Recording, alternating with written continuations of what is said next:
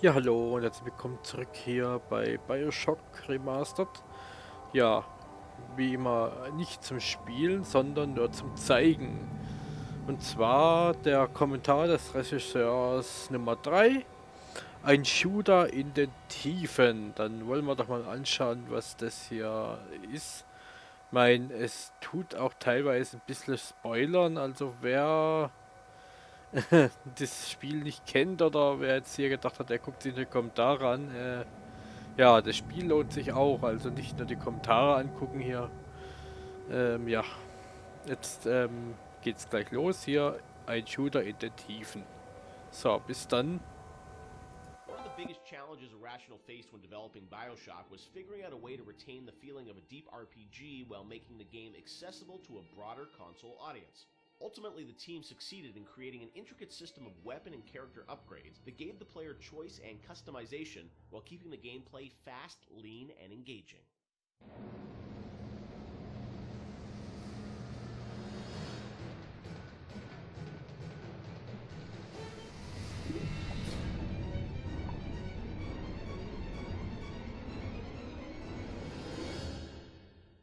One of the hallmarks of Bioshock, to me at least, was that it really blended RPG and sort of first person action game together in a way that, is sort of standard today, but a decade ago was really pretty revolutionary. And I know for the team, I think at some point it became clear that you wanted this to work on consoles, not on PC, right? Well, both, yeah. Yeah. But so the idea of doing a console game and a PC game and doing something that sort of felt like a shooter but had much more depth. And I know in some of the early design docs you talked about sort of creating an FPS plus versus an RPG light. What was the difference in your mind between those two? I think for us is the big difference between System Shock and Bioshock ended up being that System Shock was more about your character growth and Bioshock was more about the environment. Because with System Shock, we really didn't have System Shock 2. We didn't really have the our team to make enough assets or the visual power to sort of make a really convincing environment. But as we started working on Bioshock, the art team was so strong that the ability to tell story within the environment became the most important thing about the game. And that was sort of not something we thought right at the beginning. That was not really a concept we had. But as we started building things, we could realize that the visual world was the star of this thing. The rapture was really the star of this thing.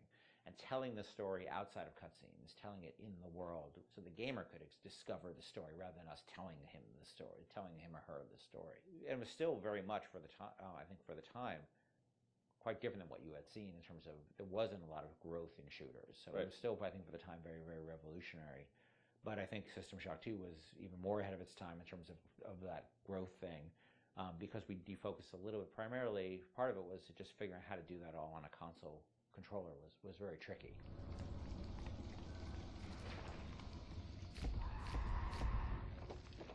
No, I remember even the early demos, people like, you see a plasma, you see like a upgraded weapon, people are like, oh, I've never seen that before in a shooter. And that was, when you were coming out of the sort of, the Quake, Doom, Half-Life, where it's like you have, 8 weapons on the keyboard and you sort of knew what they were and they weren't going to change. Yeah. Sean, was that something that, from a sort of creative standpoint, was it always clear that that was something you guys wanted to do, or it evolved over time because you wanted to have more depth in the game? I mean, it certainly evolved over time, and each upgrade path was slightly had its own unique challenges. Like certainly upgrading the weapons, you had to design a base weapon that didn't feel like crap.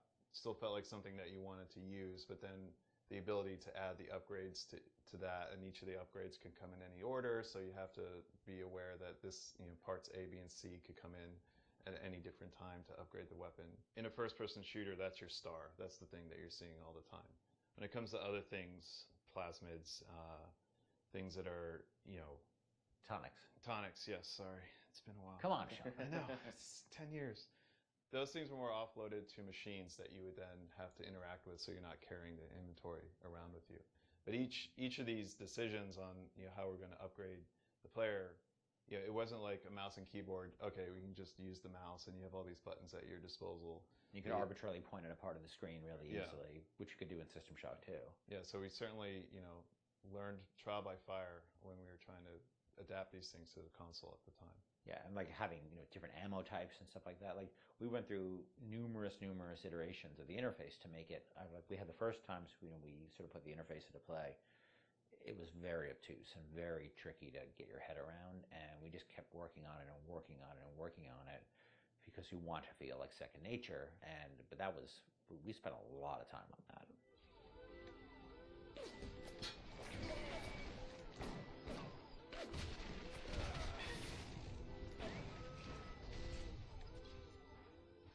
What motivated the idea of having so much choice in the way you could sort of play through this game? What was it to give the player a better sense of authorship over the experience, or what was driving that? I've always liked the idea of giving the player a lot of agency in terms of their play style and experimenting with the play style and trying different things and seeing what worked and didn't work and interacting with the environment. The notion that it's sort of a playground that you get to play around with and imprint your own desire on was great, because I think we were more skeptical about being able to do that with story at the time. In fact, so much to the point where that became almost like a joke. That becomes the meta joke of the game, of how little agency you have in your story. But agency in terms of how you play the experience and how you load out your weapons and how you interact with the environment, as compared to most shooters at the time, where basically like you can shoot them with a shotgun or shoot them with the pistol. That was really important to us. So we spent a lot of time trying to make the world react in a way that you would expect and hope it to react when you tried something. Right. And some of those system or decisions we made about systems fed back into the narrative, like locking Adam behind Big Daddy and the little sister. Like you can't get Adam unless you deal with the Big Daddy, which then becomes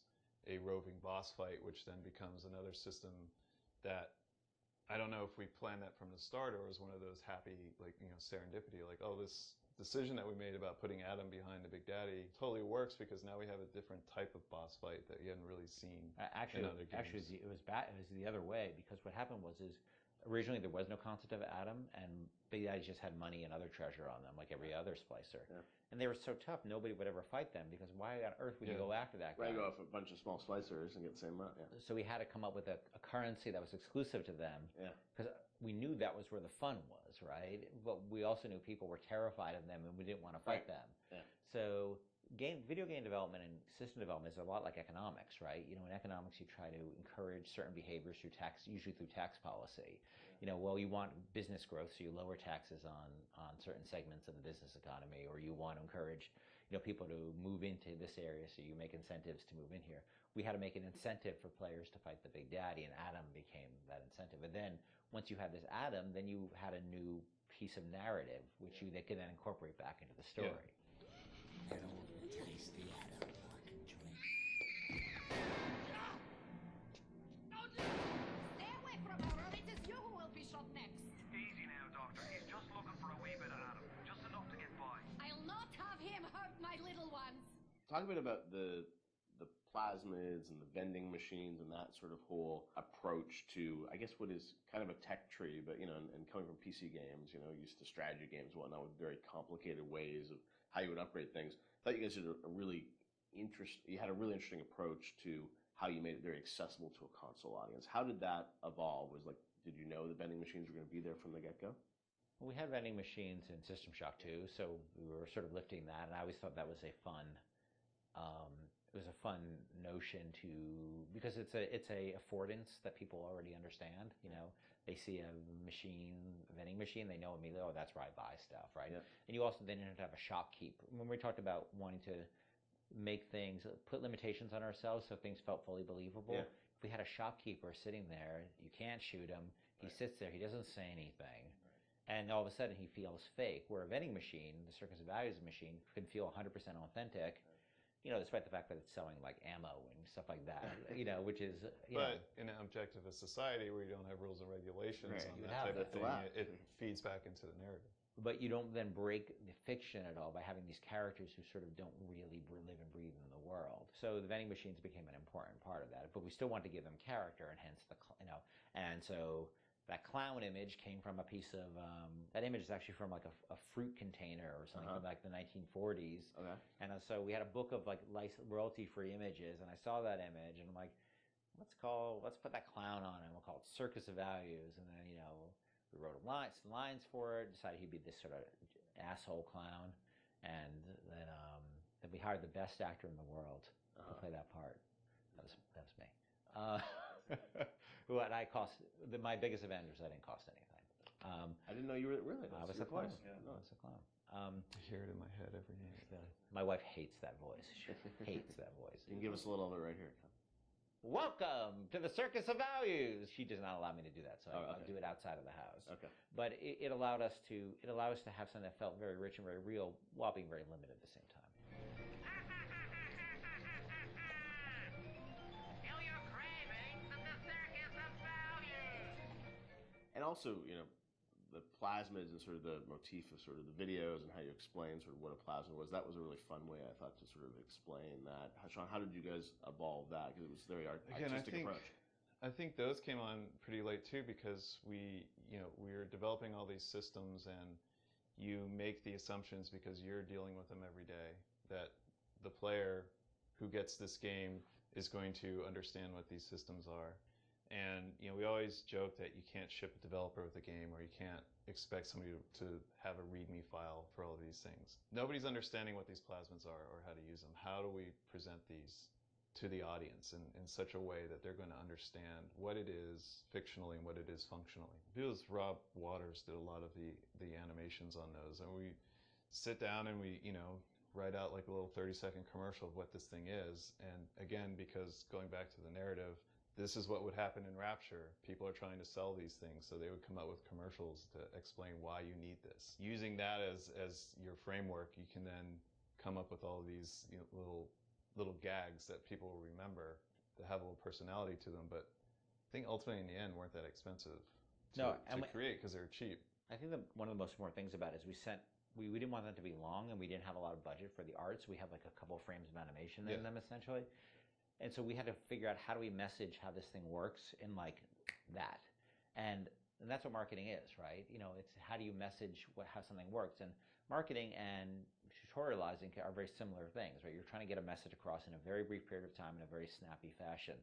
And I think that one of the things that I always felt about games is that tutorials are sort of death, and because they're usually like you go into a scene and there's like a shooting range or something like that, and narratively they never really make sense either, and they're so boring. And so we always try to put a big burden on ourselves of how do we train people while not letting them know they're being trained, and brevity is really important to that. So we had a bunch of art constraints on that, which also led to a bunch of writing constraints, and so those things were like, I don't even know if they were 30 seconds. Yeah, they were really short. Seconds. Yeah, 15 seconds long. We had to explain a whole plasmid in that period of time, and I think that was a good exercise because it also made the game, it forced us to be concise and to really explain what this thing was like that. Throw objects at foes. You can even catch grenades and throw them back.